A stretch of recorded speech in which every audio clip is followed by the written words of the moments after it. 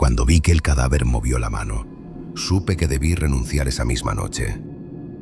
Y no hablo de un espasmo, ni de ese tipo de contracciones que los cuerpos muertos tienen a veces. Número. Fue un movimiento claro, deliberado, como si estuviera tratando de alcanzarme, como si quisiera tocarme el brazo o asegurarse de que yo lo estaba mirando. En ese momento todo en el cuarto quedó suspendido.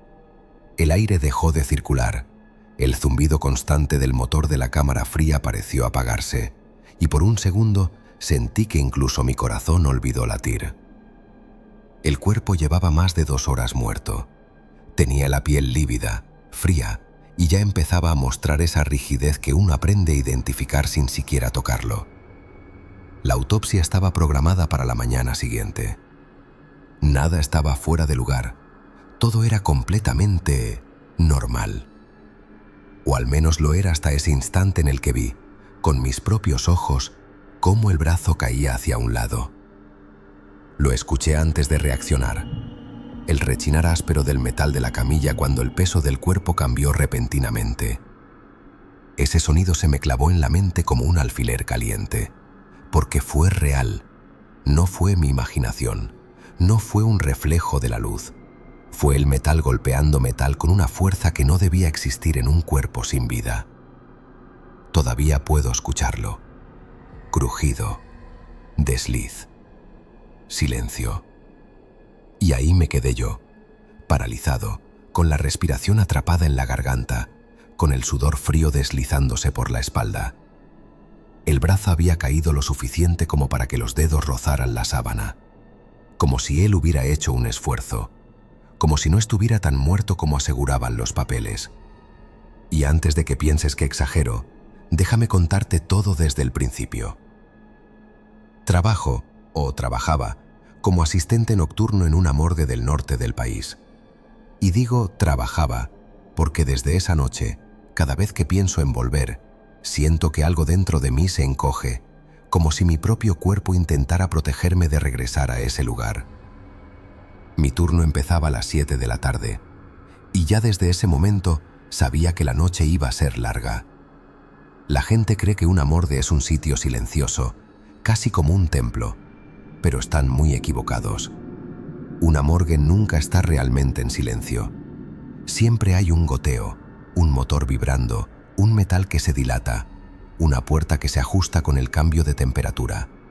Y a ciertas horas, cuando ya tu mente está cansada, esos sonidos se mezclan y parecen pasos suaves, suspiros apagados, golpecitos que no sabes si vienen del otro lado de la sala o de tu propia cabeza. Yo hacía todo lo posible por mantener una rutina.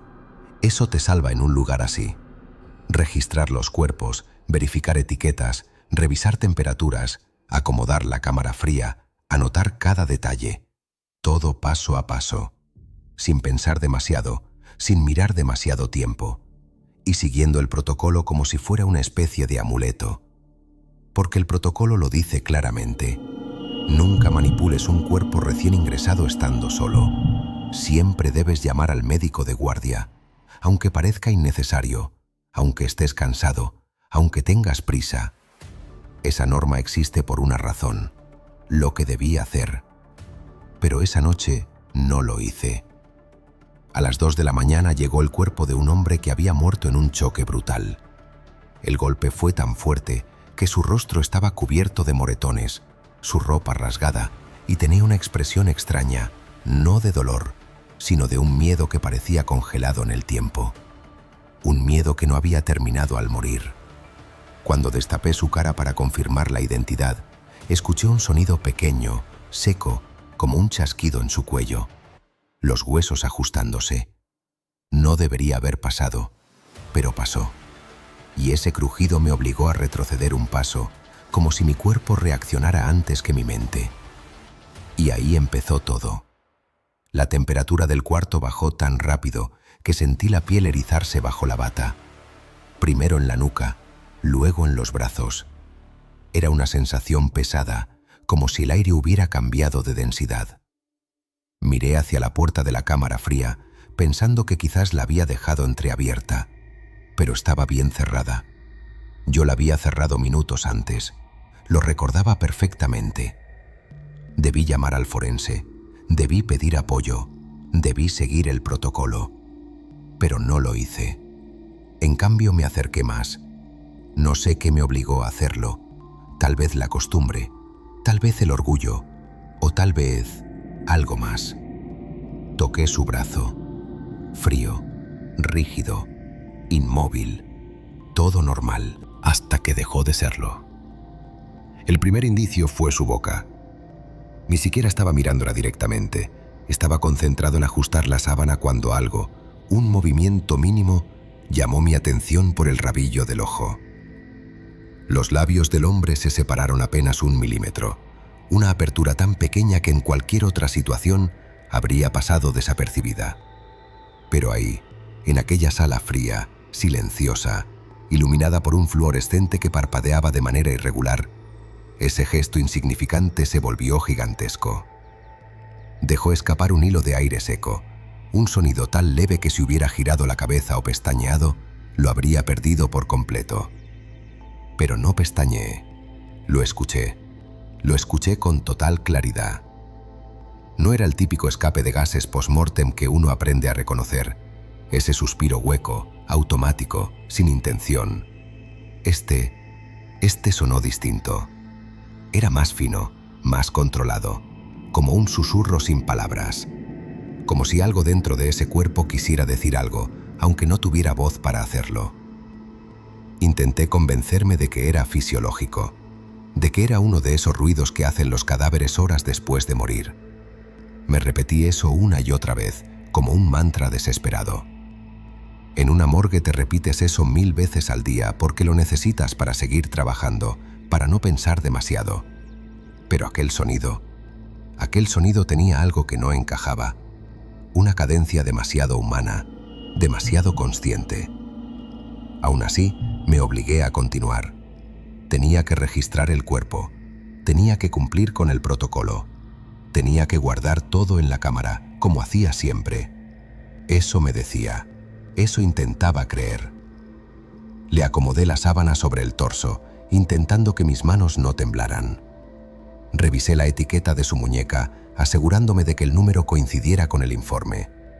Lo hice casi en automático, pero en el fondo sabía que estaba retrasando lo inevitable, volver a mirar su rostro. Pero antes de eso, me fijé en algo que no había notado antes. Su mano. Estaba cerrada. No simplemente cerrada, como una consecuencia de la rigidez cadavérica. Número. Estaba apretada. Apretada con una fuerza que no tenía sentido en un cuerpo que llevaba horas sin vida. Los dedos no estaban solo rígidos, estaban tensos, como si estuvieran ejerciendo presión todavía. Una presión viva, una presión defensiva. La postura era tan antinatural que me hizo dar un paso hacia atrás. Parecía la mano de alguien que se resistió hasta el último segundo, o la mano de alguien que no quería soltar algo, o peor aún, de alguien que había muerto agarrando a alguien más. Y esa idea, esa posibilidad, se metió en mi cabeza como una espina. Me quedé observándola varios segundos, inmóvil, intentando que mi cerebro encajara ese detalle en algo normal, en algo clínico, en algo frío y lógico. Pero no había forma. En una morgue siempre te dices a ti mismo, es rigidez cadavérica, nada más. Pero frente a esa mano, esa frase no tenía sentido. Esa mano parecía resistirse. Parecía estar aferrada a algo que yo no podía ver. Algo o alguien. Sentí un nudo en la garganta. Tragué saliva con dificultad. El silencio en la sala se volvió más espeso, casi táctil. Podía escuchar el zumbido constante del fluorescente justo encima de mí, ese sonido eléctrico que a veces se confundía con un murmullo. La luz fría parpadeaba de vez en cuando, creando sombras alargadas que parecían respirar sobre los bordes de la camilla. Nada ayudaba, nada me hacía sentir que aquello era normal. Pero tenía que abrir la mano, era parte del registro, era parte del trabajo. Lo había hecho cientos de veces, era mecánico, rutinario, casi aburrido en cualquier otra circunstancia. Sin embargo, esta vez no se sentía como rutina. Esta vez sentí que estaba a punto de cruzar un límite que nunca debería haberse cruzado. Una regla no escrita, pero terriblemente clara. No lo toques. Debí detenerme. Debí llamar al médico de guardia. Debí dejar todo como estaba y fingir que no había visto nada. Debí seguir el protocolo, paso a paso, sin cuestionarlo. Pero no lo hice. No sé si fue curiosidad, orgullo, miedo a quedar como un incompetente, o esa incómoda sensación de que, si no veía lo que había dentro de su puño, nunca volvería a dormir tranquilo. Así que lo hice. Coloqué mis manos sobre las suyas. Mis dedos temblaban un poco, pero traté de ignorarlo. Presioné con suavidad al principio, tanteando, como si la mano pudiera reaccionar. Luego hice más fuerza, suficiente para intentar vencer la rigidez. El frío de su piel me recorrió los dedos como una corriente helada. Era una frialdad profunda, casi dolorosa, que se me quedó atrapada en los nudillos. Las articulaciones cedieron apenas 1 milímetro, solo 1 milímetro. Un movimiento mínimo que, en cualquier otro contexto, habría sido insignificante. Pero no ahí, no en esa sala silenciosa. Ese milímetro fue suficiente para que lo sintiera. Algo, una tensión extraña, una resistencia inesperada. Como si la mano del difunto respondiera a mi intento, como si no quisiera abrirse, como si se aferrara a su secreto. Y fue entonces cuando supe que algo estaba muy, muy mal. Me detuve. El aire en la habitación se volvió más pesado. Sentí una especie de pulsación, no en su cuerpo, sino en mi propio pecho, como si mi corazón hubiera decidido marcar el ritmo de algo que estaba a punto de ocurrir. Y entonces, mientras mis dedos seguían tocando los suyos, ocurrió. El hombre abrió los ojos. No lentamente, como un cuerpo que libera tensión. No con suavidad, como un resto de actividad nerviosa. Los abrió de golpe. Un movimiento abrupto, violento, como quien despierta en medio de una pesadilla y busca aire desesperadamente. Los párpados se abrieron tan rápido que pude escuchar el sonido húmedo de la piel separándose. Mi mente se desconectó del mundo. Por un instante completo no supe dónde estaba, quién era, qué estaba haciendo. Sentí que mi corazón se detenía y luego golpeaba con una fuerza que me dolió en el pecho. Las piernas se me aflojaron, la vista se me nubló por un segundo. Y aún así, no me moví. No podía moverme. Sus ojos no tenían brillo, no tenían vida. Eran turbios, como un espejo empañado. Pero estaban abiertos, y eso era suficiente para helarme el alma. No parecían mirar el techo, ni la pared, ni la luz. Parecían mirar a través de mí, como si su mirada buscara algo detrás, algo que yo no podía ver pero que él sí. Intenté retroceder. Mi cuerpo no reaccionó. Intenté respirar, pero mi garganta estaba cerrada, como si alguien invisible hubiera puesto una mano helada sobre mi cuello.